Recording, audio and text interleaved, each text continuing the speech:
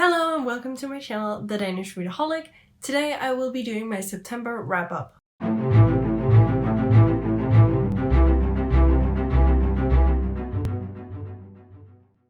So as I mentioned in my TBR, I'm gonna start to do my wrap-ups and TBRs separately. In that way, I can dedicate more time to talking about the books that I have actually read instead of books that I'm gonna read. And also because I've started actually doing stats on the type of books that I read. I have then also gone back for the past month and put every single information that I could remember into these stats, which is also why you will not see any representation stats because I don't remember for every single book that I've read. I have made the little thing, so I have everything ready for doing that from next month on, but simply to get a more accurate picture of the amount of books with say mental health rep books that I read, just to get an accurate depiction of what I've actually read, I decided to leave that out for now and add it for next year since we're so close. But everything else I've actually been able to go back and kind of find the information quite easily because it is more fact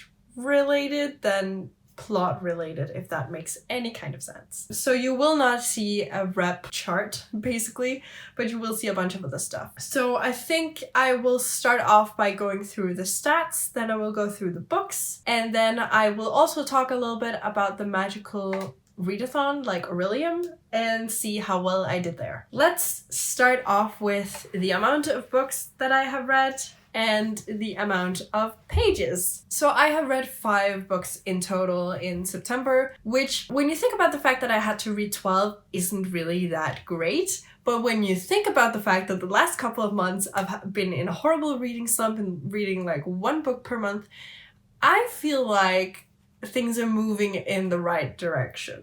So I'm taking it as a win. I have read 1,633 pages, which again is a quite decent number. The best month I've had was like 2,500 something, I think. So it's not that far off in my opinion, but oh well. Then we get to the authors, and that is basically where I put down whether it's a new to me author or if it's something that I've read before. And everything that I read last month was actually a new to me author. So that is 5 in the new to you or new to me and nothing in the read before. That was the easy stats. Now we get into the more detailed ones, I guess. First we have star rating, which is basically where I put whatever my rating of the books are. And I unfortunately had 3 2 stars, 1 4 star, and 1 5 star, which, you know, it's not the best. It could definitely be better. I was just unlucky, I guess, with the books that I read, but I will go more into detail when I actually go through the books so you can hear my thoughts and why I rated them as I did. Then we have author nationality. I decided to actually add this because I thought it was fun to see where I normally read books from, and also because I don't really know that much about the authors when I pick up books. So this is also my way of actually having to go and look at the author and be like, okay, where are you from? Like, who are you? And as you can see, I have 3 that are from the US. I have 1 that's from Ireland, which I didn't expect. I also had an author from Denmark, which was rather obvious since it was a Danish book. Then we go into genre, and to be honest with you, I was not surprised that like 4 out of 5 of the books was a fantasy. The last one was a mystery. I'm kind of actually debating whether or not it's a mystery or if it's a thriller or if it's a paranormal mystery thriller. I don't know. But I feel like it was more mystery than a thriller for me at least. So I decided to put it in mystery. Next up we have the type of book. I have read 5 that are either sequels or the first in a series, so it's a part of a series. I have read no standalones and I have had no rereads for this month. The next category is intended audience, and that was also just to see where I normally read, like what type of book I normally read, what age group. So we have middle grade, we have YA, we have NA, new adult, and adult. And again, all 5 were YA, which is also, well, not obvious, but it is the genre that I read the most. So I wasn't really that surprised. Next up, we have format, and once again, everything is placed in one, and that is the physical books. I prefer to read physical books. From time to time, I do pick up an audiobook or an ebook, but it happens rarely. I decided also to add graphic novel and like novella, so that I could also keep track on how many of those I read. And I felt like they fit in this category, so that is why I put it here. Then we also have source, and that is how I got the book, basically. And I decided to have one that was called owned TBR, which is the books that I've had before 2021, I think. That was how I determined it. Then we have hauled, which is books that I've hauled this year. Then we have gifted, which is books that I have been gifted. And we have library, which is books that I've gotten from the library. And for this month, I had 4 owned TBR books and I have 1 hauled book. And then for the final one, I have releases, where I basically put in if it was a book that was released this year or if it was earlier than this year. And all 5 books was before this year, so a little bit older. So that is the stats, and the stats that I will be doing every month from now on. And honestly, I feel like it's really fun to get this kind of view on how your reading is going. But I think without further ado, I will get into the books that I've read. The first book that I read last month was the first 2-star, and that was Øylegerne. I've said so many times that I hope that this book is better than it looks. It wasn't. We basically follow this main character called Eril, who is an, how would you say that? It's a lizard type of person. He's this lizard person, basically. And he lives in this compound with humans and lizards, and basically the humans are treating the lizards as like guards and what is it called? Hard labor workers. And they basically do all the work to protect the humans, but these lizards have been raised in the belief that the humans have saved them, so they owe it to the humans. Which, from the beginning to me, felt kind of suspicious in a way, and I was like, I'm not really sure that these lizards wouldn't be able to live without the humans, but we'll see where it goes. So we start off following Eril when he was younger. I think he was 9 or something, and he had his younger sister. Her name was Kiva. So basically, in the very first chapter, Kiva is abducted by these parasites that come from time to time, and that the humans are protecting the lizard folk from. The thing that I didn't really like was I wasn't attached enough to Kiva at this point to feel anything about her being kidnapped. I was like, okay, so now that is what Il will be trying to do for the rest of the book. He will basically try to get back to Kiva or find her in one way or the other, which made sense to me until they explained that nobody that has ever been kidnapped have been seen again. How long is he gonna keep this up? Like, how long is he gonna try and find his sister? Like, obviously, I get it, he wants to find his sister. Makes sense. It's not like he has a plan, which annoys me. At first he does have a plan, but then he's like, I can't do that. And then he just kind of goes against his plan that might actually work. To be honest, it's a solid plan. And then he goes against everything, and then, I don't know, he's just very unlikable to me. I really didn't like him as a main character. I didn't care for him. And then at the end, there's this plot twist that, to me, was just like, what? There was just, I don't know. It was just so strange to me. And it's kind of a mix of sci-fi and fantasy. And I wanted more of the fantasy and less of the sci-fi. Honestly, if I knew the amount of sci-fi that was in this before I picked it up, I probably wouldn't have picked it up, to be honest. That being said, and only giving this 2 stars, the plot twist at the end and just the ending, because it ended on like a big cliffhanger, makes me want to pick up the sequel, but I'm not sure yet if I'm gonna do it, because I did only give this 2 stars and I don't care for the main character. But I do care for some of the side characters, and to be honest, the more that he talked about Kiva throughout the entire story and the more the parents talked about Kiva, I'm a little bit intrigued to see what actually happened to Kiva and where she is. And then there's also this rebel person that I also find intriguing, but the main character just pisses me off on a whole other level. I'm not sure I remember the specific order in which I read stuff, but now I'm gonna go to another disappointment for me. And that was The Chilling Adventures of Sabrina, Season of the Witch. I had high hopes. And to be honest, in order to give like a proper review of this, because I did have some thoughts, or do have some thoughts, and those were thoughts related to the TV show, because this is actually supposed to be a prequel for the TV show. So stuff that happened before the first episode of Sabrina on Netflix. So I felt like it was fair to compare it, because I guess it's supposed to be. I have some thoughts on this. First of all, Sabrina in this is just as annoying as Sabrina in The Chilling Adventures. Like, I have now rewatched most of the first season, or like part 1 or whatever it's called. And she is annoying in the sense that she doesn't follow the damn rules. And sometimes I'm just like, why would you do that? That is so stupid. Like, I know that you're just trying to help, but sometimes that is just not the way to go. And yeah, there was actually sometimes where I really agreed with her aunts, and I was like, why don't you just listen? But in this, she is annoying, but not in the same way. She is more naive, I want to say, than annoying. I feel like in the TV show, she makes like informed decisions, but she makes the wrong ones. But in this one, she just does whatever. But the big problem I had with this was Ambrose. Ambrose is by far, together with Prudence, but mostly Ambrose, is my favorite character from the TV show. I love him and how protective he is of Sabrina and his family in general. In this, he was honestly just an ass.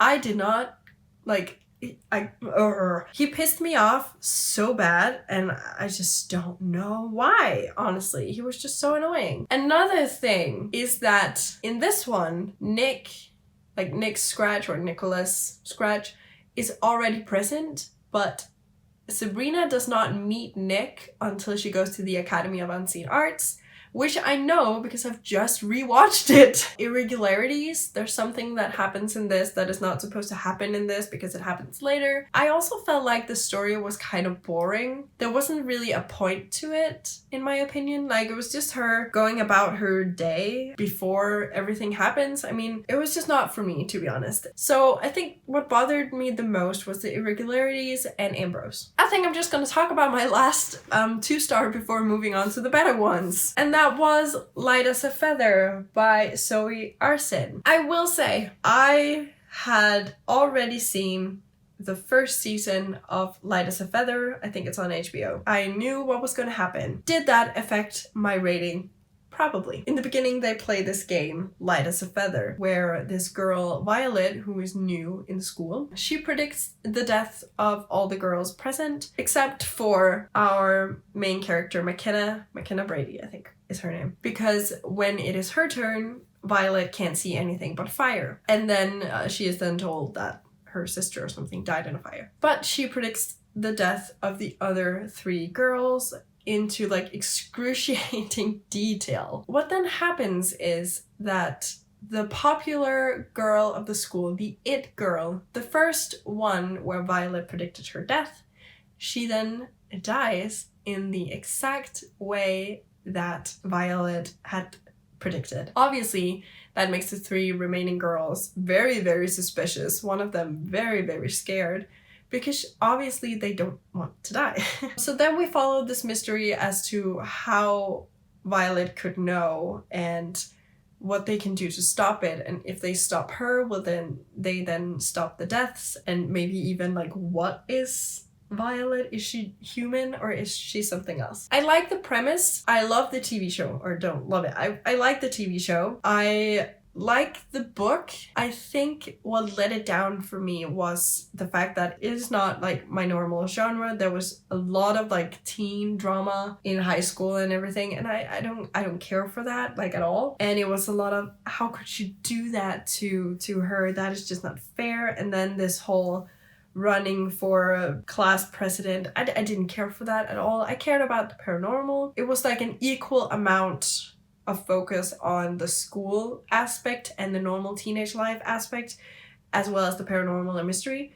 I would have preferred it to be like 80% mystery paranormal thing, and the last 20 could be high school stuff. But I feel like it was more 50-50, and I think that is also what let it down for me. But the biggest part of why I gave it a 2-star is honestly just because I knew what was gonna happen, so I did not enjoy it. I am gonna continue the series though, because I do own the rest of the series.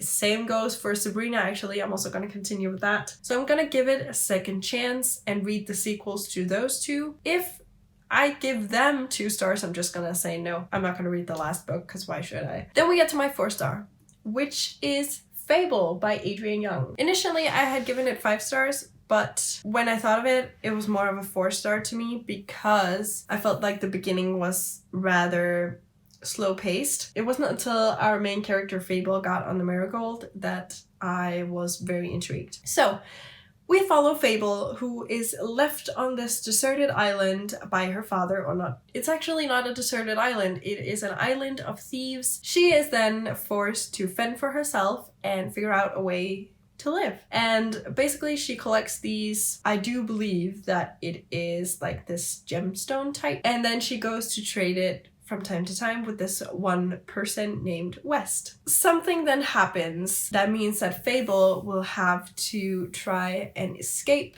this island, and she goes to West in hopes of buying passage away from Javal, which is this island. This book kind of surprised me. It is the first pirate-y book that I have read, and now I'm just craving more. I'm excited to get to the sequel, even though I've heard that it is not as good as the first one. I will say that there's enemies to lovers in this, and it is phenomenally done, in my opinion. It is slow burn at its best, and the ending pissed me off beyond belief. I was like, everything is going well, it's good, but obviously I know nothing ever really ends well when it's fantasy and it's a series.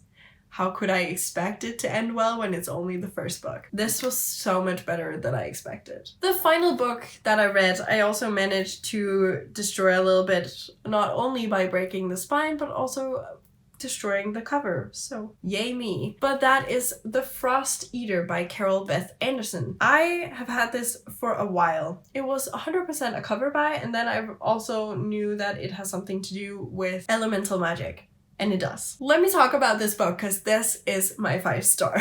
Honestly, I was hooked. We follow this princess named Nora, who is a frost eater, which is very important to the magic system. The magic system in this is elemental magic, but in the sense that you have to eat fuel to be able to use your magic. So if she was to use her magic, she would have to eat ice, and it is also explained that that does not make her immune to how cold the ice is. She can feel it, even though, and also when she is using her magic, she can feel it in her hands, the coldness, which I find so interesting. We also have something called a feather eater, and he eats feathers in order to fly. We have a stone eater who then has to eat gravel. We have fire eaters, or ash eaters, I think they're called. They eat ash in order to use fire. We have plant or vine eaters, whatever they're called, that eats, well, plants, I think, in order to be able to control plants. So there's a lot of aspects to this, and I find it so interesting. And the further I got into the book, the more intrigued I was, because we basically follow these two main characters. We follow Nora and we follow Cray. Basically, Cray is coming to the capital, let's call it that, in order to try and find his girlfriend Sisha, who has been offered an apprenticeship, but then he has only gotten cryptic notes from her, and he is suspicious of the fact that it might not actually be her writing the letters. We also follow the princess, which is Nora, who has taken an interest in Cray because he is also a frost eater, or he is a magic eater, which means he can do multiple things. He is also an ice or a frost eater, and he is better at it than she is, so she wants him to tutor her. Through a turn of events, they actually have to escape from the capital and from the castle and hide in this warehouse, where they learn that basically everything they knew about the land, about the capital, about the monarchy was wrong, which obviously hits Nora pretty hard because she's the princess. There's just so much that goes into this story, and it is very, very fast paced because honestly, a lot happens in the 400 pages that take up this book. Like sometimes it is good with a slow paced book. Other times I just need a fast-paced book, and this was definitely it. There is a lot of magic, there is a lot of rivalry and different groups of people that are very interesting. There is dragons in this, there is world traveling, there's exploration of magic, and a very, very, very unique magic system. That's all I have to say. Finally, I just want to go through the Traveler's Key for the Aurelium Academy Novice Path thing. For the Novice Path, I had picked a bunch of books that I had to read. I managed to read 5, which means that 5 of the 7 prompts for the actual path is something that I have now managed to do. You had to read at least 2 of the prompts, and you could not double up, so I managed to do that, which is great. So for the Novice Path entrant was read a book with a map, and I read Øjlegærerne by Camilla Vandal. Then we had the Ashturn Tree, read a book that keeps tempting you, or at the top of your TBR. That was the Frost Eater. Then we had the Mist of Solitude, which was to read a standalone. All of the books that I've read are in a series, so I did not fulfill that prompt. Then we had Ruin of the Sky, which was to read a book featuring ghosts, haunted houses, or other supernatural elements. For this, I decided to go with Season of the Witch. Then we had Obsidian Falls, which was to read a thriller or a mystery. As I mentioned, I don't really know if it's a thriller or if it's a mystery or both, but we have Light as a Feather. Then I have the Tower of Rumination, which was to read a 5-star prediction, which was Fable. It wasn't quite a 5-star, it was a 4-star. And then finally we had the Aurelium Academy arc, which was to read a book with a school setting. If I could double up, I would have Light as a Feather, but I can't, so I don't. I had picked School for Good and Evil for this prompt. Having used all 5 books already in the Novice Path prompts also means that the books that I have picked for the background, for the province, and for the heritage have not been fulfilled. However, that's a good thing because I decided to switch things up a little bit. For the background, I'm still gonna go with being a wildling, which means I have to read a book that is largely set in a forest or outside, which as of right now, I'm currently reading a bunch of books actually that are set completely outside. So I will be able to fulfill that within this month. Then for the province, I had originally gone for Carador. Then I was like, I'm not really feeling Carador. Then I went with Etheria, which was to read a book that featured Fae or Elven characters, which would be easy for me to fulfill. But I also kind of wanted to challenge myself. And also because I changed my heritage, and in the explanation of this heritage is said that they were normally found in Dark Meadow, which was to read a Dark Academia. So my phone stopped recording. Rude. I was talking about having changed my province to Dark Meadow, which means that I would have to read a Dark Academia book. I have written down that I would like to either read The Ravens or Truly Devious. If you have any other recommendations that is YA and maybe less of a contemporary and more over in the fantasy element, I would love to know because I really need some help with this because I've never read any Dark Academia. As for the heritage, because I've also changed that, I went with Iltirian, I think was the name of it. And that is to read a book with a crow on the cover or title, or read a red cover book. So if I end up reading like The Storm Crow, that would work. But other than that, just any book with a red cover, which should be fairly easy to do. I think that was it for my wrap up. Let me know what you think, and if you enjoy having to sit and listen to me talk about the books that I have read instead of only talking about the books that I want to read. Thank you so much for watching. Please leave a comment telling me if you're participating in the Magical Readathon, and in that case, what is your heritage and where are you from? Maybe we're neighbors. If you like this video, please hit the like icon, and if you want to see more of my bookish content, then please hit subscribe. And if you want to be notified every single time I post, then hit that little bell icon. That would just mean the world to me. And until I see you next time, bye!